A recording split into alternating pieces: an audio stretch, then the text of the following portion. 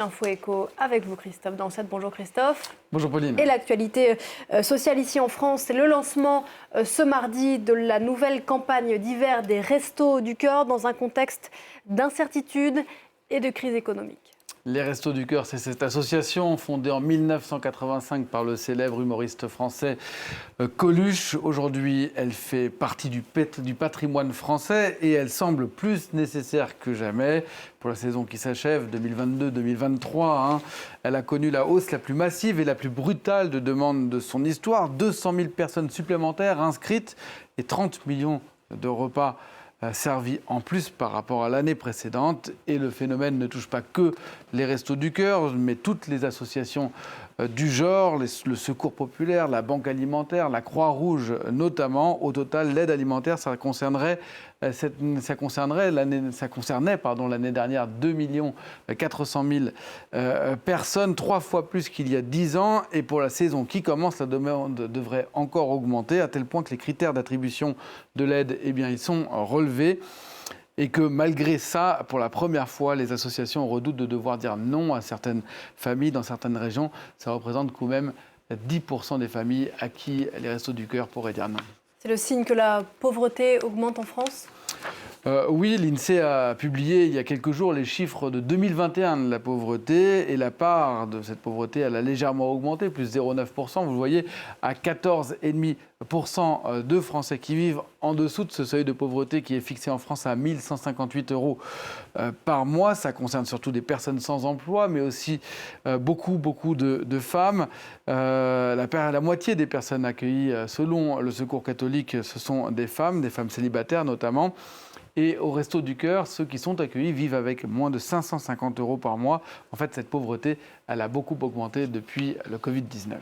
À cause de l'inflation ? Oui, à cause de l'inflation qui a augmenté depuis la sortie du Covid-19 et puis aussi la guerre en Ukraine. Et certes, elle retombe un peu depuis quelques mois, à 4% au mois d'octobre, c'était 4,9% au mois de septembre, mais on était largement au-dessus des 8% à un moment. Et surtout, l'alimentation avait beaucoup augmenté, on était à plus de 15% au mois de mai, là on est retombé à 7,8%, ce qui reste beaucoup. Ça a une double conséquence, d'abord pour certaines familles, puisque c'est difficile de se nourrir. Le président des Restos du Cœur dit aujourd'hui certaines personnes ont faim.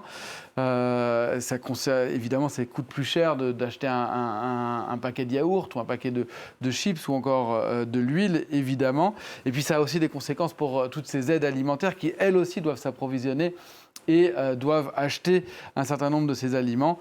Et quand ça coûte plus cher, il y a moins de possibilités. Quand on ajoute à cela aussi les prix de l'essence, par exemple, pour transporter tout ça, ça coûte plus cher, ou encore les prix de l'énergie, d'où ces problèmes financiers. Et cette association, les Restos du Cœur, ont demandé un nouvel effort au gouvernement, effort partiellement entendu hier soir par le Parlement français, par le Sénat, qui a voté une enveloppe supplémentaire à la destination des banques alimentaires. La semaine dernière, les députés avaient déjà voté un tel texte. Au total, on est à 50 millions d'euros supplémentaires. Le gouvernement, le ministère des Solidarités avait déjà annoncé un effort de 150 millions d'euros. La ministre des Solidarités, Aurore Bergé, qu'on a aperçue à l'instant, qui a également demandé les entreprises privées, qui leur a demandé de faire un effort. Et Aurore Bergé qui sera tout à l'heure aux côtés du président des Restos du Cœur pour ce lancement de la campagne hivernale. Elle avait demandé aux enseignes d'alimentation notamment de faire un effort et elles avaient répondu présent au mois de septembre, tout comme un certain nombre de particuliers qui ont participé et qui ont permis de combler notamment un trou de 35 millions d'euros dans les caisses des Restos du Cœur. Il faut savoir que le budget de l'association dépend beaucoup de la solidarité. En 2021-2022, l'association avait récolté 576 millions d'euros, dont les 3/4 presque issus de dons, 1/5 issus de subventions publiques, et puis les 5% restants issus des produits dérivés, en particulier ces concerts qui sont devenus si célèbres, ceux des Enfoirés, qui fêtent cette année leurs 35 ans.